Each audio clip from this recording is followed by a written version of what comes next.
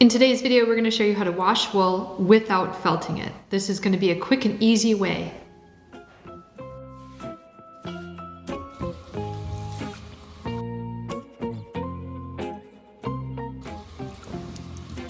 We have our wool and we're washing it in the kitchen sink. You don't have to use a kitchen sink. You can use whatever you want. It could simply be a hose and a bucket outside, as long as the temperature of the water is right. So for temperature of the water, this is water that obviously I can put my hands under and it's not going to burn me. You can see that I'm generally just wiggling and moving the wool around. I'm squeezing it here and there, and you can take a look at the color of the water each time I squeeze it out. It gets a little bit lighter and a little bit lighter and a little bit lighter. This is not water that has any sort of chlorination in it. This is well water. Different types of water will definitely impact your wool differently. Typically, this is a pretty hard water and it has a pretty high iron content in it, which means we have to use a water softener. Here's another bunch of wool. The first time I squeeze it out, the water is slightly brown and it is opaque. It means we can't really see well through the water. As we keep squeezing this wool, it becomes more and more clear. Ever so often, as you can see, I pick out perhaps a large piece of vegetable matter, or even at times, if I find it, I'll pick out a second cut. Hopefully there's not a lot of second cuts because I did the shearing. The wool itself is fin sheep wool from Ron, the fin sheep. More wool. You can actually fill your sink up with a ton of wool. I don't. I take this wool and repeat this process over and over. Get it wet with the water that is warm, but not so hot that it burns your skin. There's a second cut, by the way. And squeeze it out. You can see ever so often I do a little bit of wringing or a little bit of twisting of the wool.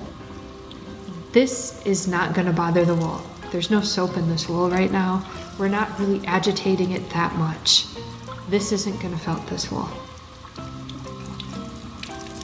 When I first started washing wool, I was really nervous because I heard all about felting, and the last thing you wanted to do with your first fleece was to wash it and have it felted up together. But the truth is, your wool can withstand a lot, as long as you don't do certain things all at once. Don't agitate it when it's full of soap while changing the temperature of the water. If you can avoid that, then there's a good chance that you're on your way to avoiding felting.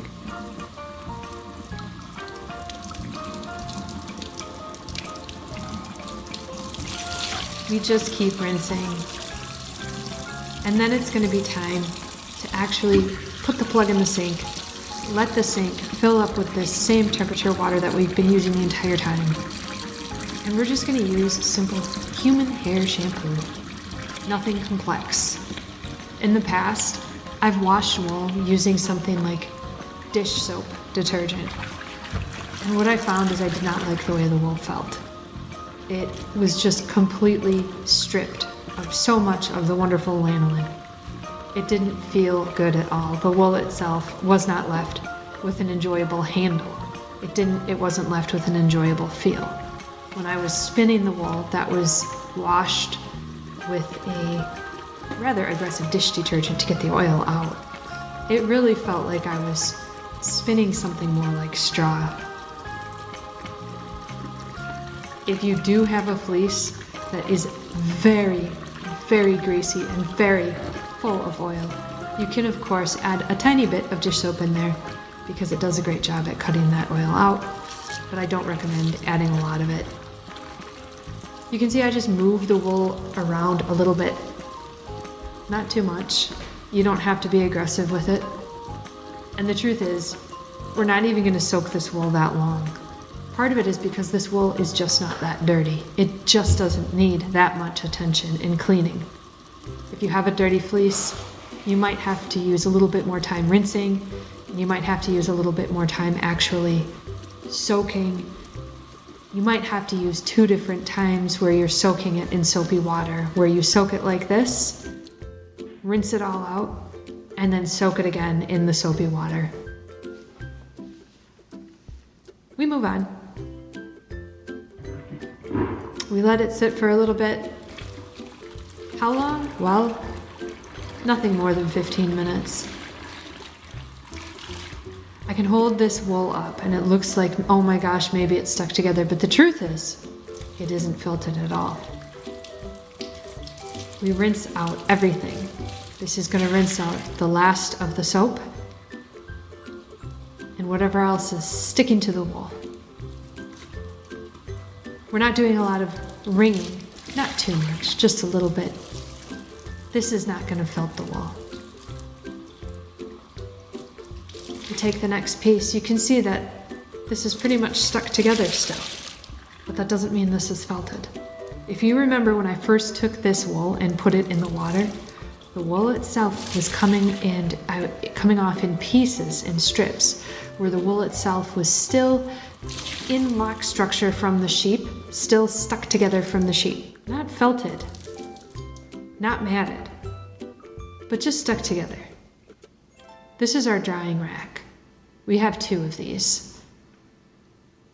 All you do is you pull apart this wool and you start putting it on in sections on your drying rack.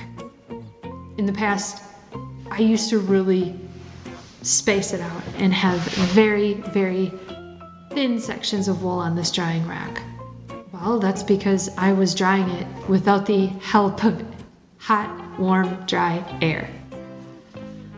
I say hot and warm because I put it in front of a fire, which you'll see later on, and it starts out hot, and then as the fire dies away, it just turns out to warm. But it's always dry. When I take this and I'm pulling it apart, to somebody who's never done this before, it may again feel like, oh no, I've felted this together. Especially you can see it takes a bit of effort to pull some of these sections apart. This is wool that's been on the sheep for 1 year. For fin sheep, they can be shorn twice a year. This was left on for an entire year to get some really nice long locks. When you have this wet wool that you've just washed, that's come off the sheep, and you haven't taken it and you haven't picked it at all. Picking it is when you spread apart the fibers. This is the first time that you're really picking it and starting to spread apart the fibers. So expect it to be a little bit stuck together. If you compare this to a fiber like angora, angora really just slips a bit more apart. Wool, it doesn't really feel the same when you wash it. So we take everything that we just had and put it on the drying rack. Here's the fire. All we do is we take a chair and we put the chair in front of the fire. Right now there's just coals in front of the fire. That's not going to do for us. It does take time to dry this wool. I had to move some yarn out of the way that was drying. We need to put a little bit more wood on because we want to have this fire burn for long enough and burn for hot enough to actually suck that moisture out of the wool. Now, if you don't have a fireplace or if you don't have a wood burning stove, that's okay. You definitely can still take your drying rack of wool, place it someplace that is hopefully sunny, it isn't super humid, and if you wanted to, you can definitely put a small fan going in the same room. Not necessarily on the wool because you don't want it as it dries to blow around. We take that drying rack and we just put it in front of the fire. We just let this completely go like this. Ever so often, if I want to check on how things are going, I'll check on it and I'll spread the wool apart. But for the most part, if I just leave it like this is going to dry very quickly. Something to watch out for is if you have wool and it's drying and it's not drying fast enough, it can start to have a mildewy, moldy, kind of musty smell to it. This doesn't have that. This is actually very nicely dried. And the fire is out. You can use this process and you won't have felted wool. This is just a look from the house, and it's a morning at the Rabbitry. This is a morning in which the sheep are in the field. They're laying down and they're relaxed. They're working hard at producing more wool.